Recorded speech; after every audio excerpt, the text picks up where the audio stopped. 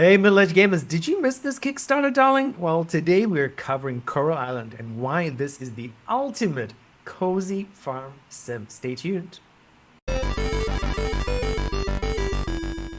As always, if you're busy, here's today's summary. Please watch the whole video. Pretty please.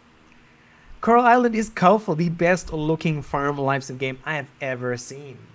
Coral Island is time efficient. Each day can last anywhere from 15 to 30 minutes of real time, meaning you can play pretty much any day. Coral Island is relaxing. It's accompanied by some really beautiful music.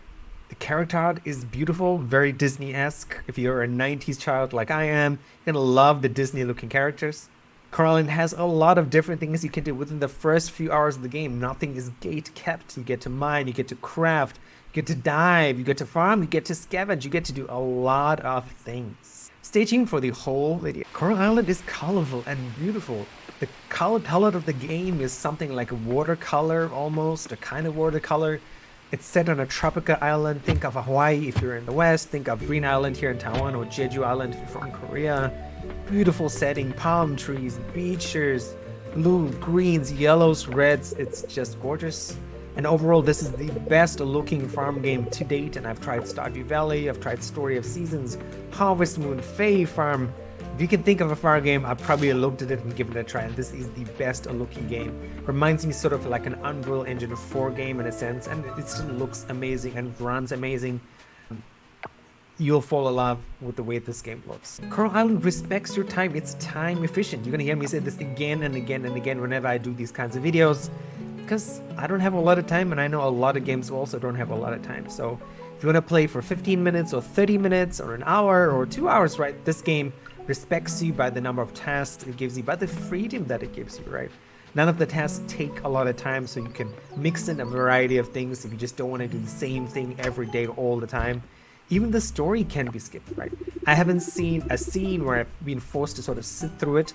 There are a few of those, but they're not very long, maybe 1 to 2 minutes at most. All the sort of dialogue and story scenes you can sort of be skipped with right click, and you can sort of like, okay, this is important, I'm gonna stop and read this. The rest of the stuff you can skip, and if you want to focus on the story, you totally can. So I love this aspect of the game. Coral Island is relaxing. There's absolutely no pressure in this game. There's no sort of forced task like, okay, oh my god, this thing happened, so now I have to do this in the game, right?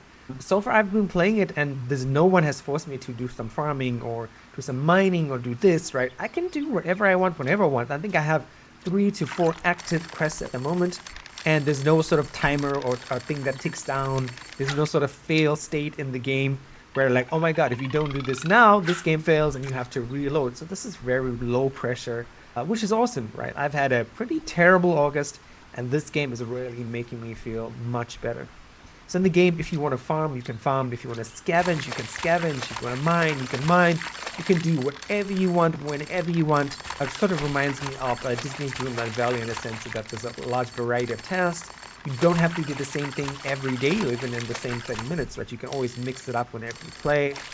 The music is also awesome. There's some nice, awesome ukulele music if you're into that. There's some piano music as well. And if you're not into that, right, you can totally turn off the music and play your own stuff. I love this sort of relaxing piano music. It always sort of keeps me up and happy. The character art is the next thing I want to talk about, because one of the very first things when I kickstarted this game is, man, this looks like Mulan, this looks like Pocahontas, all the sort of 90s Disney's movies. This reminds me of that in a very good way. Very beautiful, very deep colors, very meaningful colors. And it's just looks really good. Even the characters themselves are like rendered the 3D CGI characters look really nice as well. The last thing I want to talk about, and probably the biggest thing, is the actual task variety. So there are a lot of things to do, as I sort of hinted out throughout this video. There's farming, right? So you wake up, you plant your seeds, you water your seeds, and then you harvest them, and then you sell them, right, to make some money. And there's a lot of harvesting and farming things related. This crafting. So right at the very beginning of the game, right, you get to craft fences, you get to craft a storage chest. A small tip, definitely craft some storage chests because your actual inventory is pretty small. There's exploring. So you can go around the island and explore and find little interesting things that you should probably make a note of. I did not do that. So I'm gonna maybe we're getting that later because there's sort of like small miniature puzzles that you should probably come back and do later. There's fishing again within the first hour. You get to fish, and I love fishing in these kinds of games. And the cool thing about fishing in this game is that it doesn't suck up all your energy. So you could fish the whole day. So that would be one in-game day, probably about 30 minutes or so, and you still have extra energy to do some other things as well. There's bug catching, so very much that museum mechanic where collect all the stuff, give it to museum. There's a story component there, and you get like rewards and money and other things because of that. There's diving. So you get to go under the water, which I believe Animal Crossing does that as well. So you get to go under the water and harvest things and clean up the ocean, which is wonderful. There's mining and adventuring, which I have not got to yet, but I imagine that's also a component as well. Of course, there's very basic mining. You can sort of smash rocks, but I believe there's actual mining and fighting and that sort of stuff. The last thing I would like to say is, like, I was a switchbacker. So if you're a switchbacker like me and you've just got the Steam key, and you're watching this video, yeah, this game is totally worth it. I know it would have been fun to play on a Switch. And you might not have enough money to buy a Steam Deck, which is something I want to do as well. But I'll probably finish this game before I buy a Steam Deck. But if you like this video, please don't forget to like, subscribe, and share. If this gets enough likes, I got to continue playing this game, and I don't have to cover Black Myth Wukong for the channel, which is coming out on August 20th, which is a game I'm kind of interested in, but at the same time, I'm enjoying this much more. So I appreciate you guys as always. Don't forget to check out the other videos that we have available, and then see you in the next video.